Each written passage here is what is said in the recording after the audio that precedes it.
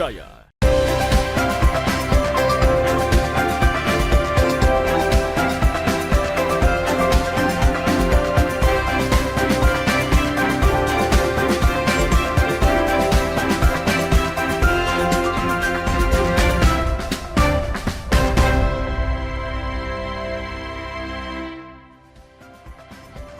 Halo, selamat pagi saudara, apa kabar Anda hari ini? Senang sekali saya Wafik Aziza bisa kembali menyapa Anda di Sapa Sulsel di Kompas TV Independen Terpercaya. Saudara, di sekitar kita mungkin ada di antara kita yang menjumpai seseorang yang sedang kejang-kejang. Nah, bisa jadi orang tersebut menderita penyakit epilepsi atau juga bisa dikenal dengan penyakit ayan. Lantas bagaimana mendiagnosis kondisi kejang adalah epilepsi dan bagaimana penanganan epilepsi ini? Hal ini akan kita bahas bersama dengan narasumber kita yang sudah ada di studio Kompas TV Makassar. Ada Dr. Wahyudi, spesialis bedah saraf konsultan dari Prodi Bedah Saraf Fakultas Kedokteran Universitas Hasanuddin. Selamat pagi, dokter. Selamat pagi, Mbak Wafik. Apa kabar, dok, hari ini? Alhamdulillah baik, sehat selalu. Iya, salam sehat ya, dok. Ya. Sehat. Kita akan membahas salah satu penyakit yang bisa dibilang ini juga banyak mitos yang berkembang begitu ya di masyarakat soal penyakit epilepsi atau orang awam biasanya sebut penyakit ayan. Nah, dari segi medis sendiri, dokter bisa dijelaskan sebenarnya epilepsi ini kondisi yang seperti apa begitu terjadi bagi penderitanya? Iya, terima kasih. Mbak Wafik, selamat pagi warga Sulsel terutama dan para pemirsa di mana saja berada. Seperti tadi, epilepsi itu secara definisi Organisasi Kesehatan Dunia WHO bahwa suatu gangguan pada otak atau saraf di otak berupa gangguan yang berlangsung sudah kronis, artinya sudah berlangsung lama, yang ditandai dengan serangan yang berulang. Jadi serangan yang berulang dimaksud di sini adalah kejang. Sebenarnya bukan cuma kejang saja, perasaan-perasaan yang lain nanti bisa dikategorikan juga sebagai gangguan saraf tadi. Akibat gangguan impuls listrik yang ada di saraf otak. Jadi secara lebih mudahnya, yang pertama itu adalah epilepsi itu dia gangguan yang kronis yang sudah lama berlangsung, kemudian ditandai dengan serangan yang berulang. Jadi kalau cuma kejang baru satu kali, tidak boleh kita, belum tentu itu epilepsi. Tapi dia sudah berulang dan berpotensi untuk berulang kembali. Nah, itu baru disebut sebagai epilepsi atau ayan. Nah, yang kelihatan itu kan biasanya yang gelonjot-gelonjot itu atau kejang-kejang itu yang kelihatan biasanya. Tapi ada gejala-gejala lain yang mengiringi, misalnya setelah kejang mungkin saja ada yang sadar, ada yang tidak. Tipe kejangnya juga ada yang kejangnya menyeluruh, general, atau ada yang vokal, cuman satu sisi saja, atau cuman mata saja yang melirik, atau mulut saja yang kecap-kecap. Itu juga bisa salah satu gejala dari penyakit epilepsi sendiri. Baik, itu beberapa gejala yang sempat dokter sebutkan tadi. Nah, yang jadi pertanyaan kemudian dokter, faktor penyebabnya sendiri itu apa? Apakah memang faktor genetika atau seperti apa sebenarnya, dokter? Iya, ini juga kan mitos zaman dahulu itu dikira, sejarahnya sejak beratus-ratus tahun yang lalu itu dikira gangguan jin atau setan ya.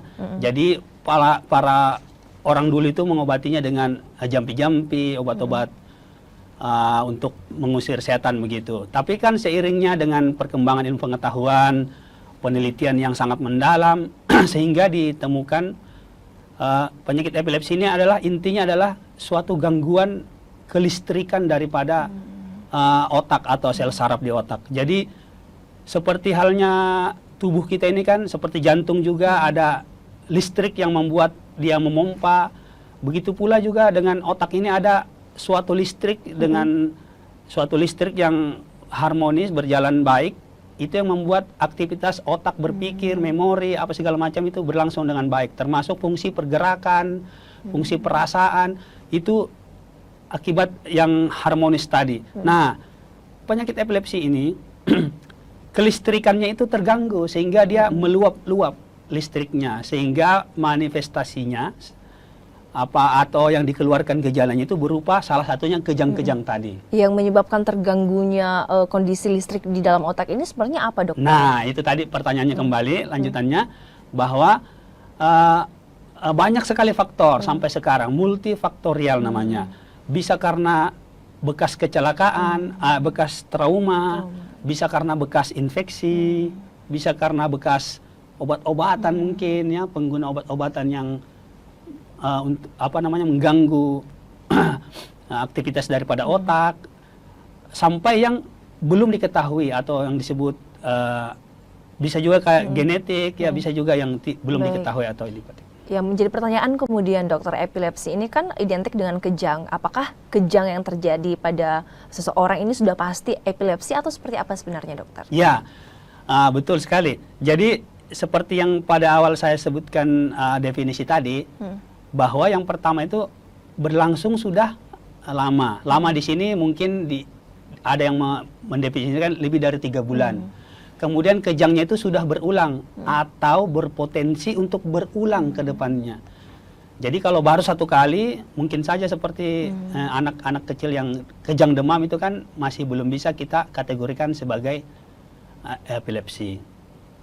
Baik, ketika kemudian, dokter, kita berada di ruang publik, melihat seseorang ada yang kejang-kejang begitu dan bisa jadi ini adalah epilepsi, apa sih tindakan yang harus dilakukan supaya penderita yang mengalami kejang-kejang ini bisa tetap aman begitu selama berada di ruang publik? Iya, ini kan yang namanya epilepsi ini kan tidak tahu kapan saja serangan apa segala macam, walaupun faktor-faktor pencetusnya itu ada ya, tapi pada saat kita temukan, misalnya kita sebagai orang, mungkin kalau orang-orang yang bergelut di bidang kesehatan, dokter, mahasiswa kedokteran, perawat, mungkin sudah tahu, tapi untuk orang yang awam, bisa bukan zaman sekarang sibuk foto atau apa, tidak. Kita harus membantu penderita itu. Yang paling pertama adalah menyingkirkan benda-benda yang berbahaya di sekitarnya. Kalau dia lagi berenang, harus segera diangkat dari kolam renang.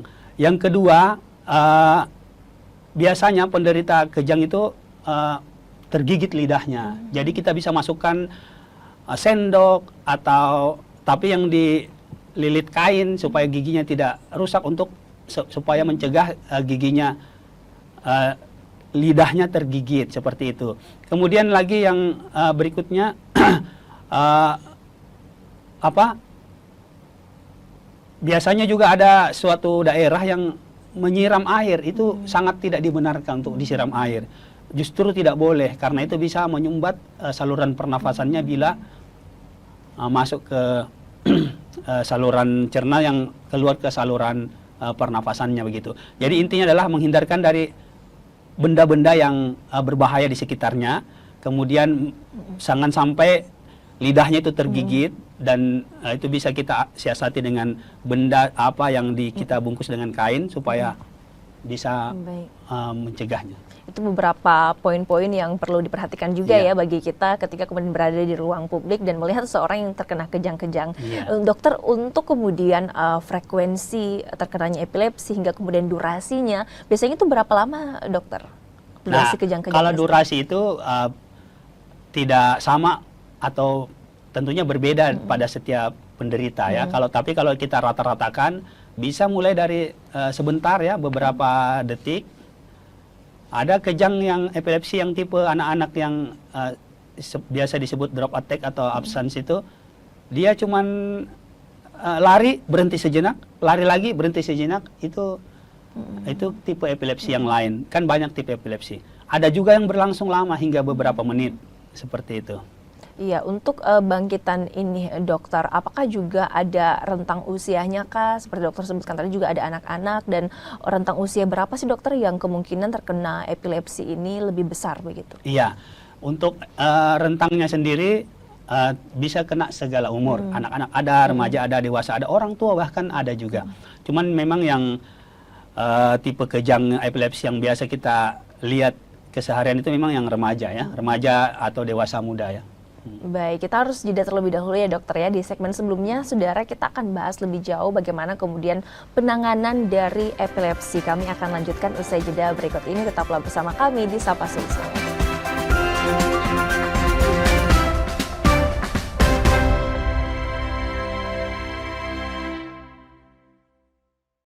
saat menangkap, mengumpulkan, dan mengolah peristiwa. Menandatangani secara paksa oleh penyidik. Kami kerahkan upaya terbaik. Ketika menyampaikan berita serta informasi, kami tak sekadar menyapa. Ada referensi, aspirasi, juga inspirasi yang menjadi misi. Sapa Indonesia di Kompas TV. Independen, terpercaya.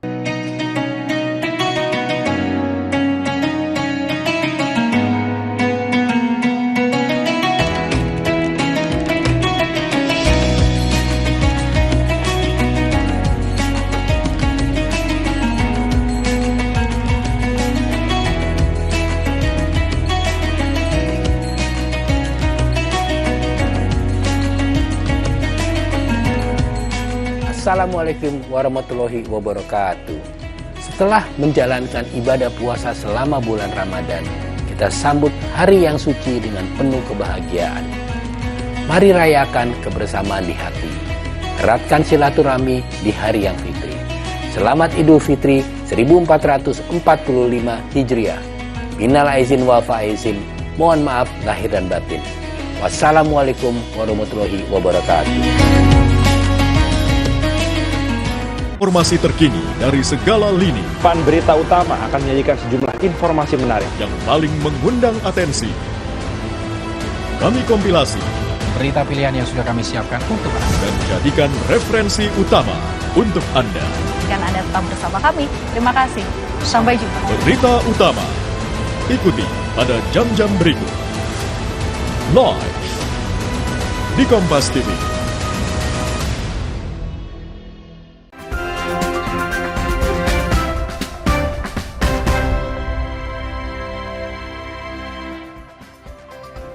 Ya, terima kasih Anda kembali menyaksikan Sapa Sulsel, Saudara. Kita akan lanjut kembali membahas soal bagaimana kemudian penanganan lebih lanjut terkait dengan pasien yang menderita epilepsi. Kita akan lanjutkan pembahasannya bersama dengan Dr. Wahyudi, spesialis bedah saraf konsultan dari Prodi Bedah Saraf Fakultas Kedokteran Universitas Hasanuddin.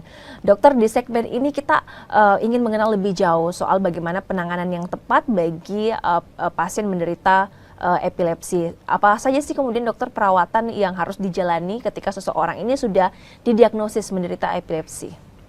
Ya, terima kasih.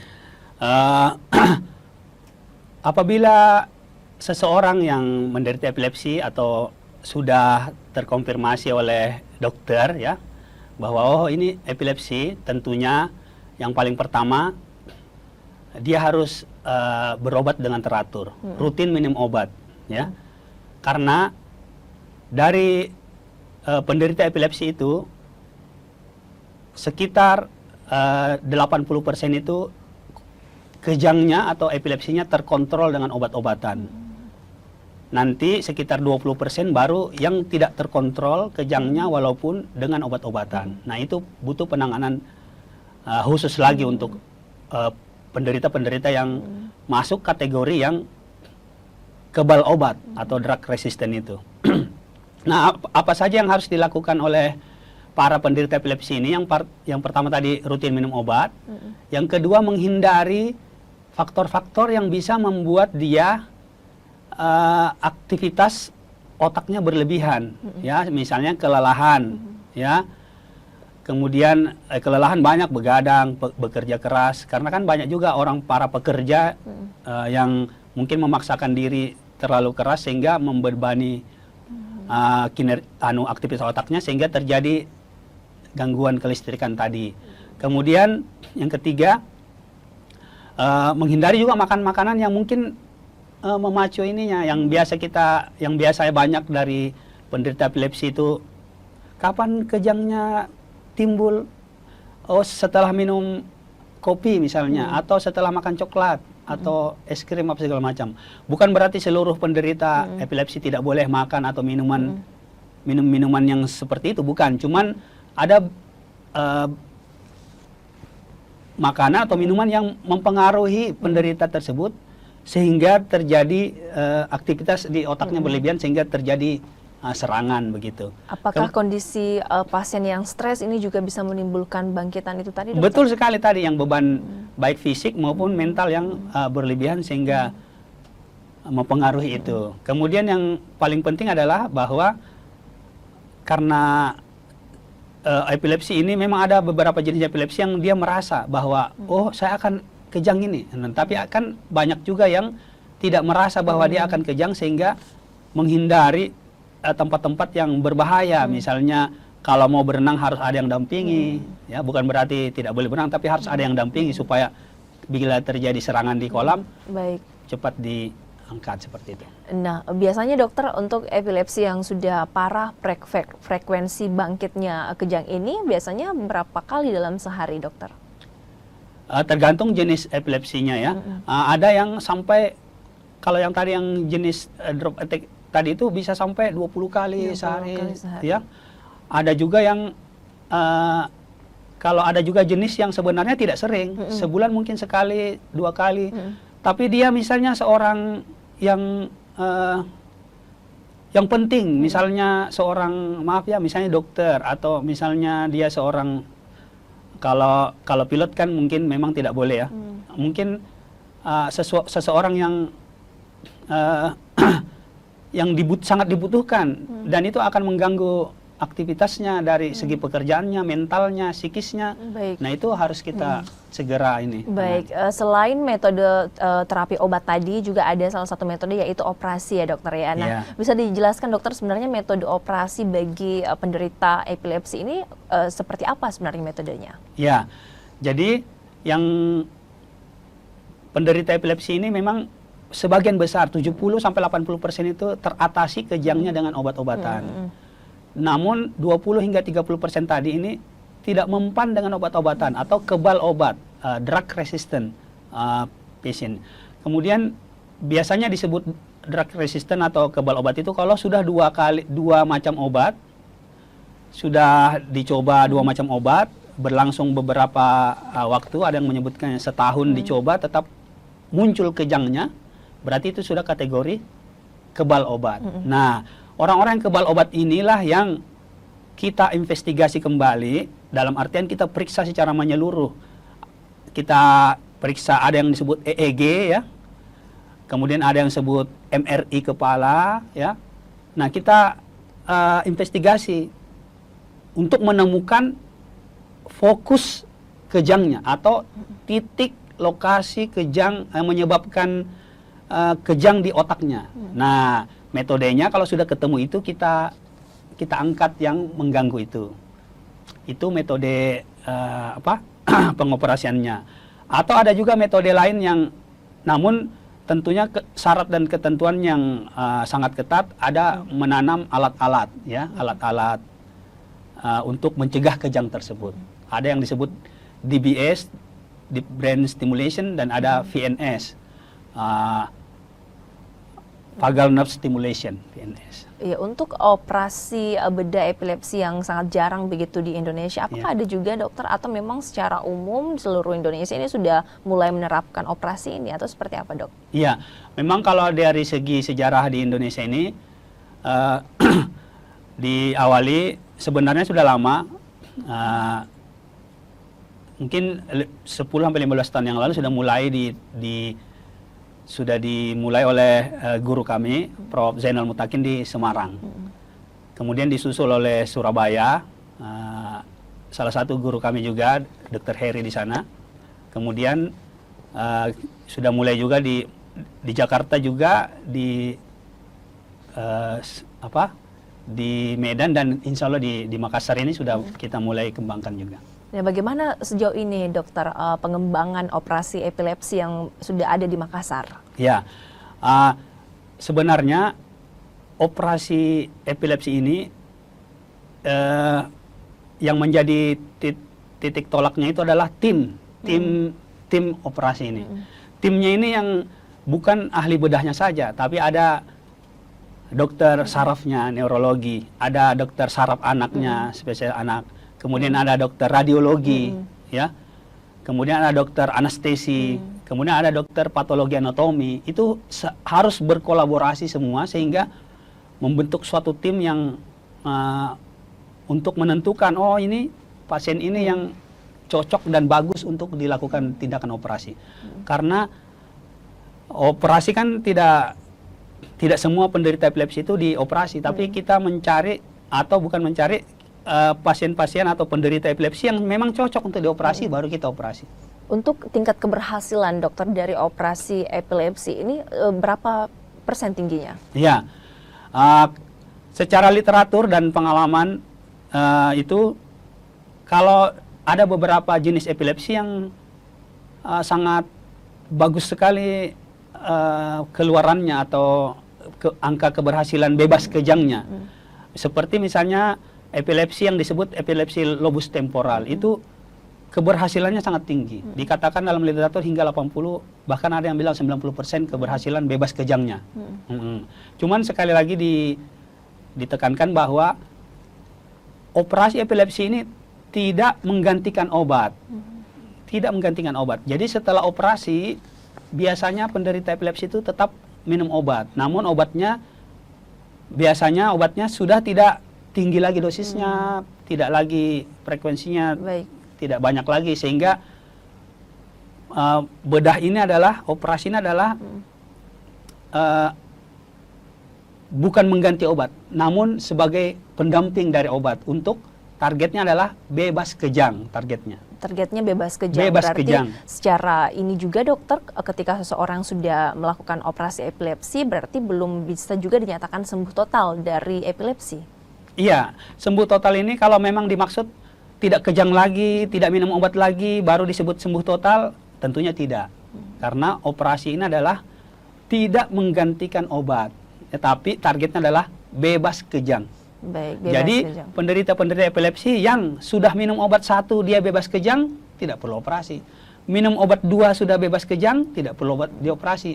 Namun yang sudah minum obat 2, 3 macam obatnya, frekuensinya banyak, dosisnya sudah maksimal minum obatnya, tetap kejang juga, nah itu yang kandidat untuk dilakukan operasi. Baik, kita akan bahas lebih jauh lagi, saudara, soal bagaimana sih proses pemulihan setelah perawatan dari epilepsi. Kita akan lanjutkan usai jeda berikut ini.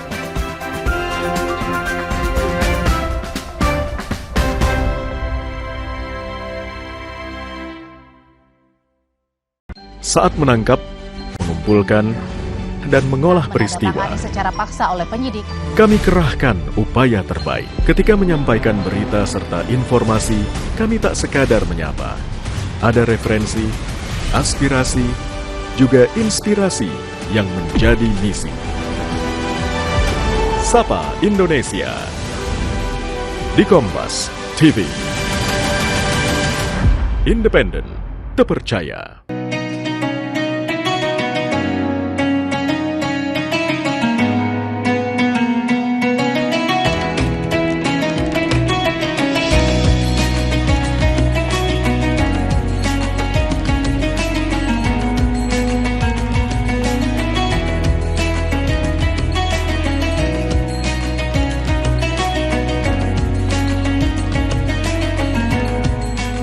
Assalamualaikum warahmatullahi wabarakatuh.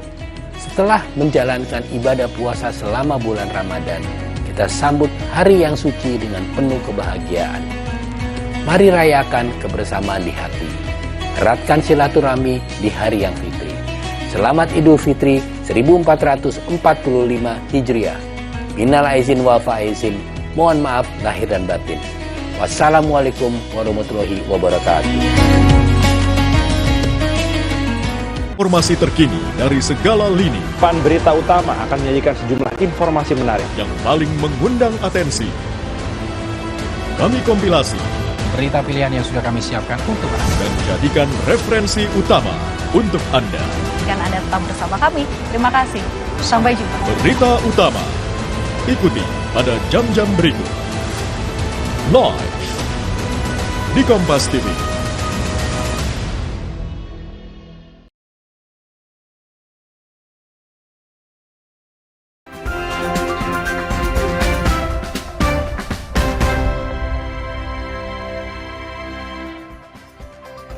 Terima kasih Anda masih bersama kami, Saudara, dalam Sapa Sulsel di Kompas TV Independen Terpercaya. Kita akan lanjutkan kembali obrolan kami bersama dengan Dr. Wahyudi, spesialis bedah saraf konsultan dari Prodi Bedah Saraf Fakultas Kedokteran Universitas Hasanuddin. Dokter, di segmen sebelumnya kita sudah membahas nih soal bagaimana kemudian operasi dari epilepsi. Tadi sempat Anda singgung juga, setelah operasi epilepsi kemudian tetap harus minum obat begitu. Apakah memang penyakit epilepsi ini harus minum obat seumur hidup kah, dan memang tidak bisa lagi dinyatakan sembuh total, atau seperti apa, dokter? Iya, epilepsi ini kan memang penyakit kronis, artinya penyakit yang berlangsung lama. Jadi ada beberapa epilepsi memang juga setelah minum obat beberapa tahun, 2 tahun misalnya, dia tidak lagi kejang, turunkan dosisnya hingga dia tidak kejang lagi ada. Ada juga yang minum obat tetap kejang, 2 macam obat tetap kejang. Nah, itu yang disebut tadi epilepsi kebal obat atau drug resistant. Nah, itulah yang kita investigasi lebih lanjut untuk mencari fokus kejangnya di mana, sehingga itu yang kita operasi. Nah, setelah operasi tetap minum obat. Jadi ada beberapa kasus yang tidak minum obat lagi, ada. Setelah operasi ada. Cuman bukan itu target utamanya. Target utama operasi tidak menggantikan obat, tapi dia target operasi adalah bebas kejang. Jadi kalau dibilang apakah epilepsi penyakit seumur hidup, penyakit seumur hidup harus berobat terus seumur hidup, ya. Baik. Yang jadi pertanyaan kemudian, dokter, apakah sarana prasarana untuk alat-alat kesehatan khususnya penyakit epilepsi ini apakah memang sudah cukup lengkap dan bagus begitu yang ada di Makassar, atau seperti apa sebenarnya, dok? Iya, alhamdulillah di Makassar ini sangat pesat perkembangannya di dunia kedokteran, ya. Termasuk juga di bidang bedah saraf, ya. Bedah saraf sendiri kan beberapa divisi, ya. Ada divisi trauma yang kecelakaan, ada divisi tumor otak, ada divisi vaskuler yang stroke perdarahan, ada divisi pediatri itu yang untuk bedah saraf anak-anak yang hidrosefalus. Kemudian ada divisi neurofungsional. Nah, neurofungsional ini yang membidangi untuk operasi epilepsi dan operasi gangguan gerak, movement disordering. Jadi untuk peralatannya sendiri tentunya semakin berkembang dan tim bedah epilepsi atau tim epilepsi ini yang memang harus disuburkan sehingga nanti keluaran atau pasien-pasien yang epilepsi itu bisa tertangani secara holistik begitu. Bukan cuma satu dokter tapi tim dokter. Baik, yang sering juga dokter menjadi pertanyaan publik begitu, apakah kemudian operasi epilepsi ini juga sudah ditanggung BPJS kah, atau seperti apa, dok? Iya, betul sekali. Untuk bedah epilepsi ini ditanggung BPJS, Dan untuk operasi epilepsi ini yang sudah ada begitu di Makassar, di rumah sakit mana saja, dokter? Di rumah sakit mungkin yang akan kita lakukan ini, kita sudah kembangkan di rumah sakit Wahidin dan rumah sakit Pertamina, Royal Pertamina, Birikanaya, Makassar. Baik, jadi ketika kemudian ada pasien yang sudah dalam kondisi yang obat-obatan ini tadi sudah beberapa macam begitu ya dalam penyakit epilepsi ini, jadi memang dari dokter sendiri yang merekomendasikan untuk segera dilakukan operasi, atau dari pasien sendiri pun juga bisa untuk berinisiatif mencari langsung fasilitas untuk operasi epilepsi ini, atau seperti apa, dokter? Iya, memang dua arah, ya. Ada yang ini dari tim dokter yang mensarankan untuk operasi, ada juga yang dari pasien yang sudah merasa memang dengan obat-obatan pun tetap tetap kejang sehingga mencari pengobatan gitu. Baik, selanjutnya dokter, ini juga yang paling penting, apa sih sebenarnya yang harus diperhatikan agar masyarakat tuh bisa terhindar dari penyakit epilepsi ini? Nah, kalau menghindari penyakit epilepsi tentunya karena epilepsi itu kan penyakit yang sudah terjadi, ya. Jadi kalau kita yang tidak epilepsi, ya kita menghindarinya dengan cara tentunya hidup pola sehat ya. Karena kita tahu tadi salah satu penyebabnya mungkin benturan, kecelakaan ya. Ya, itu kan sesuatu yang tidak bisa kita hindari. Maksudnya kalau terjadi ya terjadi. Jadi mungkin hati-hati. Kemudian infeksi ya, menjaga kesehatan tubuh dengan baik seperti itu. Yang mungkin lebih ditekankan adalah apa saja yang penderita epilepsi ini yang harus dihindari, yang pada segmen pertama tadi sudah dikatakan, menghindari hal-hal yang membuat aktivitas otaknya berlebih, kelelahan fisik dan mental ya, seperti itu. Serta makan makanan yang mungkin bisa menyebabkan aktivitas otaknya berlebihan, kelistrikannya. Baik, tadi juga sempat disinggung oleh dokter soal epilepsi pada anak. Bisa dijelaskan dokter, sebenarnya anak kecil yang terkena epilepsi ini apakah memang pure dari genetika atau seperti apa sebenarnya, dok? Iya, tidak pure genetika juga. Bisa karena awalnya kan anak-anak ini utamanya yang kurang dari 2 tahun itu kan otaknya sangat sensitif ya. Jadi kalau demam bisa menyebabkan dia step atau kejang. Nah itu beberapa kasus itu bisa berkembang ke depannya nanti menjadi epilepsi. Namun untuk tidak semuanya kejang demam step itu menjadi epilepsi ke depannya, tapi salah satunya bisa penyebabnya itu kan tadi yang saya bilang salah satu infeksi itu kejang demam itu kan biasanya infeksi dia sehingga dia demam tinggi dan dia kejang. Baik, terakhir dokter bisa juga berikan edukasi dan juga semangat nih untuk pemirsa di rumah apabila menderita penyakit epilepsi ataupun mungkin juga ada keluarga yang terkena penyakit epilepsi. Bisa berikan edukasinya dokter untuk bisa memperhatikan betul perawatan untuk bisa pulih kembali. Silahkan. Ya, jadi untuk yang pertama itu untuk penderita epilepsi. Untuk penderita epilepsi itu jangan putus semangat. Kita kembalikan lagi bahwa ini adalah salah satu ujian dari Tuhan diberikan penyakit. Tetap semangat untuk berobat, terutama minum obat secara teratur, menghindari hal-hal yang menyebabkan bangkitan kejangnya terjadi, kemudian tetap menjaga kesehatannya dengan makan makanan sehat dan olahraga yang teratur. Yang lebih penting adalah bagi keluarga penderita epilepsi. Bagi keluarga penderita epilepsi ini yang paling ditekankan adalah kesabarannya dan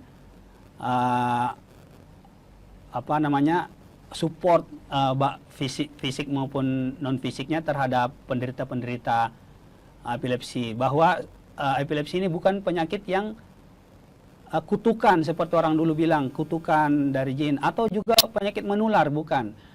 Epilepsi itu bukan kutukan dan bukan penyakit menular, tapi epilepsi itu memang penyakit seperti penyakit-penyakit lainnya, penyakit yang memang